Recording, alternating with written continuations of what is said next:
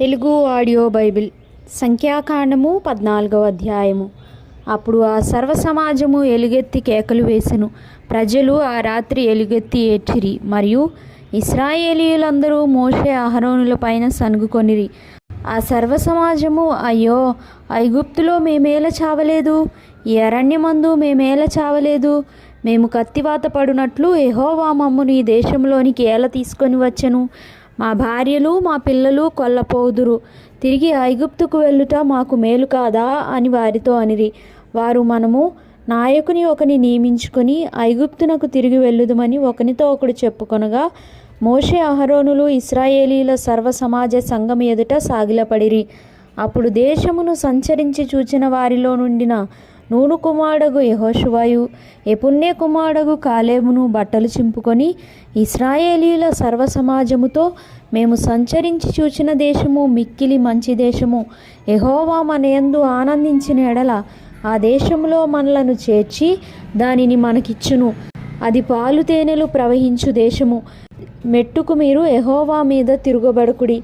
ఆ దేశ ప్రజలకు భయపడుకుడి. వారు మనకు ఆహారమగుదురు. వారి నీడ వారి మీద నుండి తొలగిపోయెను. యెహోవా మనకు తోడై ఉన్నాడు. వారికి భయపడకుడనిరి.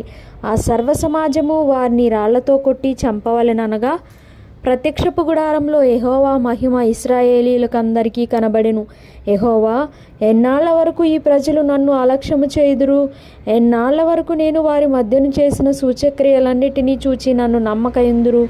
నేను వారికి స్వాస్థ్యమియ్యక తెగులు చేత వారిని హతము చేసి, ఈ జనము కంటే మహాబలము గల గొప్ప జనమును నీ వలన పుట్టించేదనని మోషేతో చెప్పగా, మోషే యెహోవాతో ఇట్లనెను, అలాగైతే ఐగుప్తీయులు దాని గూర్చి విందురు.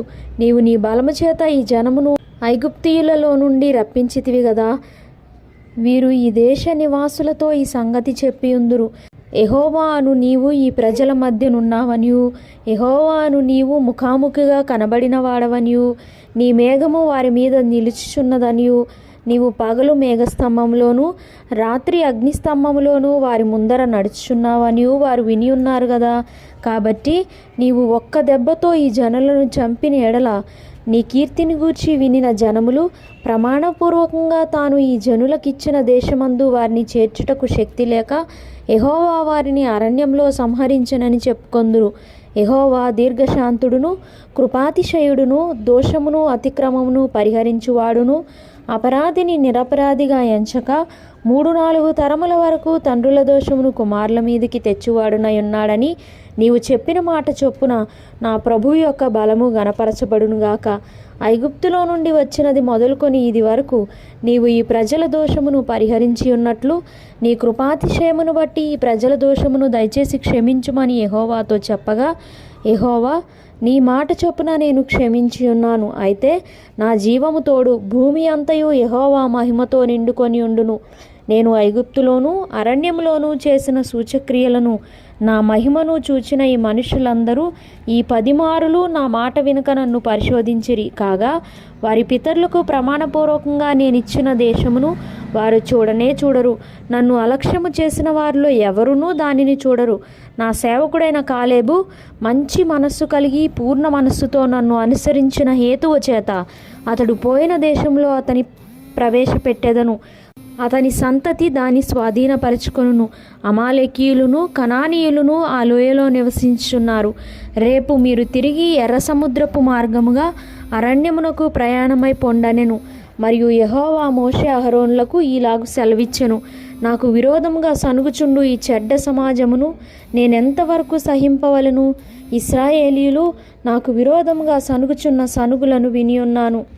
నీవు వారితో, యెహోవా వాక్కు ఏదనగా, నా జీవము తోడు, మీరు నా చెవిలో చెప్పినట్లు నేను నిశ్చయముగా మీ ఎడల చేసేదను.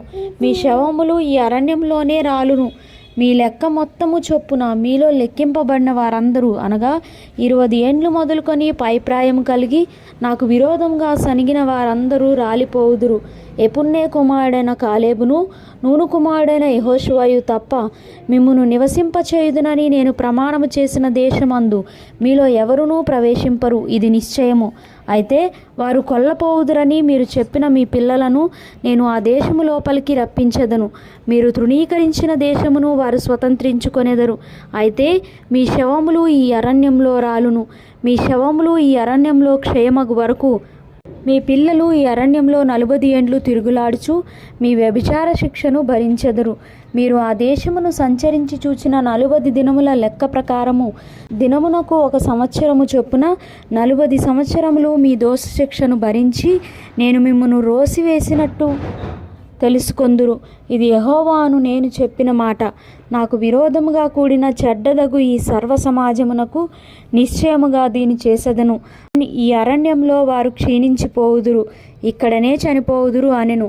ఆ దేశమును సంచరించి చూచుటకై మోషే చేత పంపబడి తిరిగి వచ్చి ఆ దేశమును గూర్చి చెడ్డ సమాచారము చెప్పుట వలన సర్వ సమాజము అతని మీద సనుగునట్లు చేసిన మనుషులు, అనగా ఆ దేశమును గూర్చి చెడ్డ సమాచారము చెప్పిన మనుషులు యెహోవా సన్నిధిని తెగులు చేత చనిపోయిరి.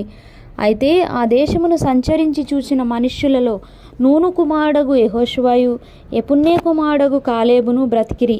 మోషే ఇశ్రాయేలీయులందరితో ఆ మాటలు చెప్పగా ఆ జనులు చాలా దుఃఖించిరి. వారు ఉదయమున లేచి ఆ కొండ కొన మీదకెక్కి, చిత్తమండి, మేము పాపము చేసిన వారము, యెహోవా చెప్పిన స్థలముకు వెళ్ళుదము అనిరి. అప్పుడు మోషే, ఇది ఎలా? మీరు యెహోవా మాట మీరుచున్నారేమి? అది కొనసాగదు. యెహోవా మీ మధ్యను లేడు గనుక మీ శత్రువుల ఎదుట హతము చేయబడుదురు. మీరు సాగిపోకుడి. ఏలయనగా అమాలేకీయులు కనానీయులు మీకంటే ముందుగా అక్కడికి చేరి ఉన్నారు. మీరు ఖడ్గము చేత కూలుదురు.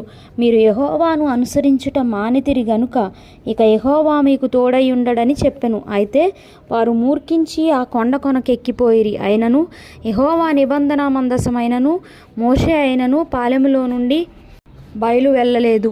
అప్పుడు ఆ కొండ మీద నివాసముగానున్న అమాలేకీయులను కనానీయులను దిగివచ్చి వారిని కొట్టి హోర్మా వరకు వారిని తరిమి హతము చేసిరి.